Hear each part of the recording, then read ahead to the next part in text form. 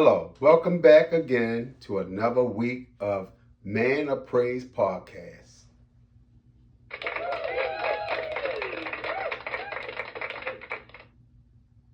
This week we're piggybacking on last week, Foundational Black Americans Identity.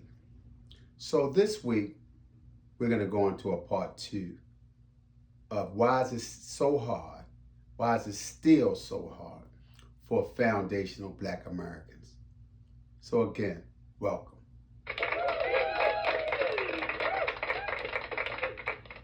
First and foremost, I want to give honor to God. Thank you for another day and allow me to get it right just one more time. In the name of Jesus, thank you. So this week we're going to dig into reparations in 2026. Why is it still so hard for foundational Black Americans? In last week's episode, we talked about the meaning of foundational Black Americans' identity, the history, the culture, and the debate around the term itself. But there's another part of this conversation we can't ignore, especially here in 2026, the question of reparations. For many foundational Black Americans, reparations aren't just a political idea. They're a matter of justice, lineage, and unfinished business. And yet, even after generations of advocacy, the path towards reparations still feels complicated, slow, and sometimes impossible.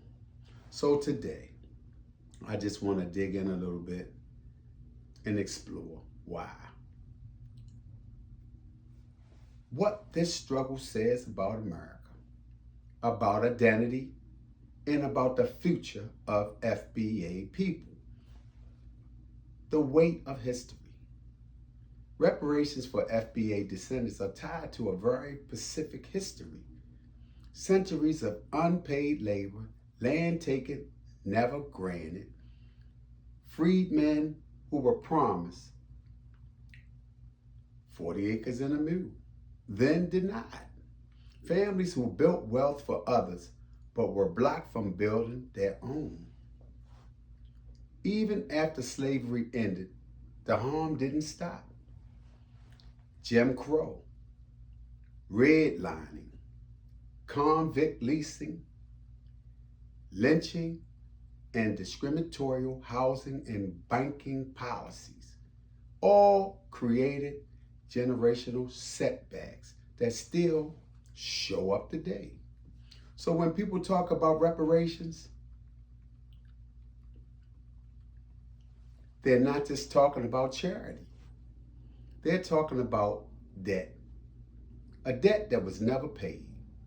Why reparations feel so hard in 2026, even though conversations has grown louder in recent years, several challenges keep resurfacing. Number one, America has not or has never fully acknowledged the harm.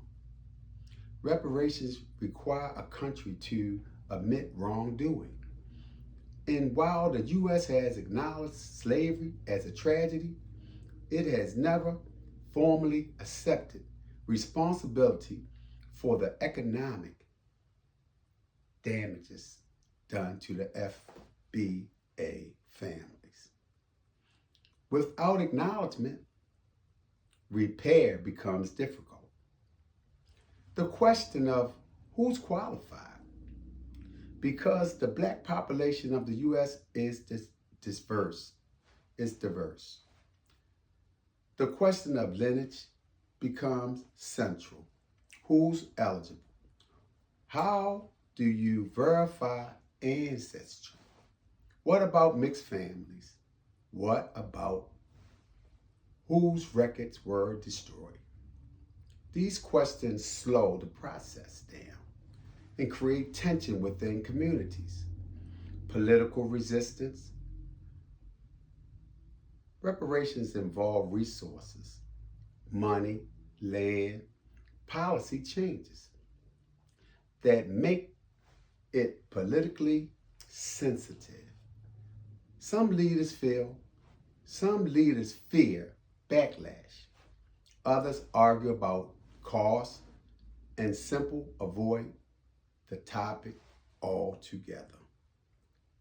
This resistance isn't new, but it's still a major barrier. Misunderstanding and misinformation.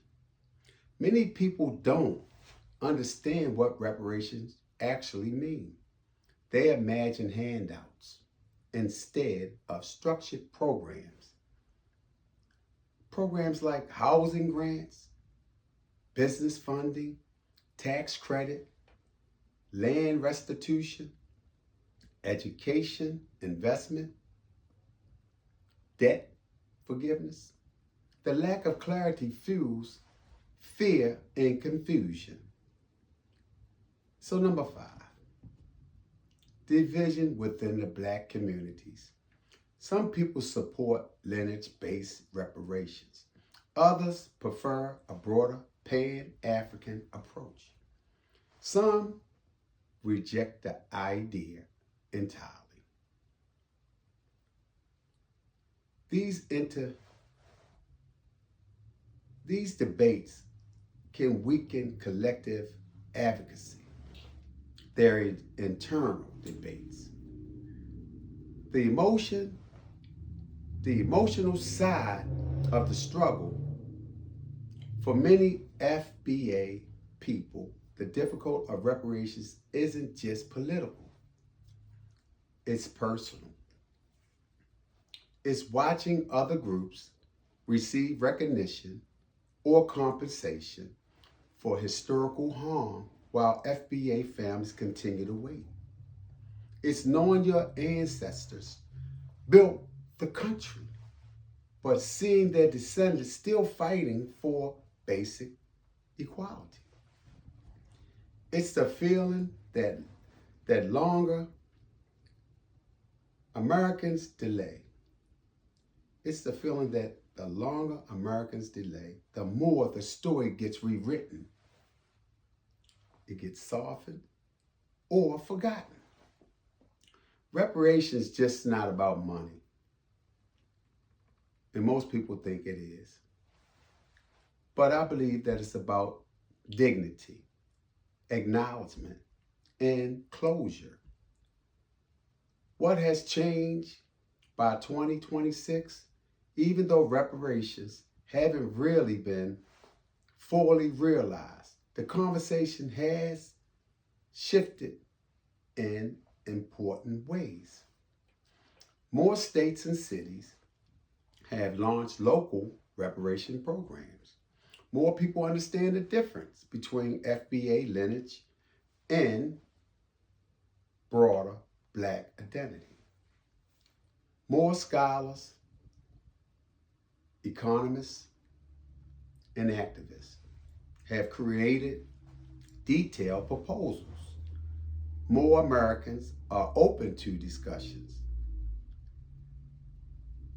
The economic impact of slavery and segregation. The movement is slow, but it's not stagnant. So the big question, what does repair look like? Reparations don't have to be one thing. They can take many forms, like I was talking about earlier. I just believe it could be many, many different forms, such as direct payments to descendants, land restitutions for families whose property was taken, zero interest to home loans, business grants, student loan forgiveness, tax exemption, investments in historically Black neighborhoods,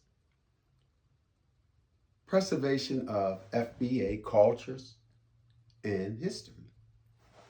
All these things are good. Different people imagine repairs in different ways, but the core idea is the same. restoring what was taken or what was never allowed to grow. Where does this leave FBA people today? In 2026, the fight for reparations is still ongoing. It's still complicated, still emotional, and it still raises hard questions about identity, unity, and justice. But it also shows something powerful. FBA people never has stopped advocating for themselves, never stopped preserving their culture, never stopped telling the story, never stopped demanding recognition for their labor, creativity, resilience that built this country. So whether reparations come tomorrow or decades from now, the conversation itself is still reshaping how America understands its past and how FBA descendants understand their future. So, in my closing, I want you to think about this. Reparations aren't just about the past, they're about the future, about what kind of country America wants to be. It's whether it's willing to repair the foundation it was built on. So the question becomes, what does justice look like for foundational Black Americans in the years ahead? Thank you. I pray that this helps somebody. And for you guys that been on YouTube and putting your comments down, I appreciate it. I always feel as long as we do everything in decent and respect, we can learn and grow on one another. And we need to learn how to love one another. So thank you. Look, have a great week. I'll see you next week with the final episode on this. Be blessed.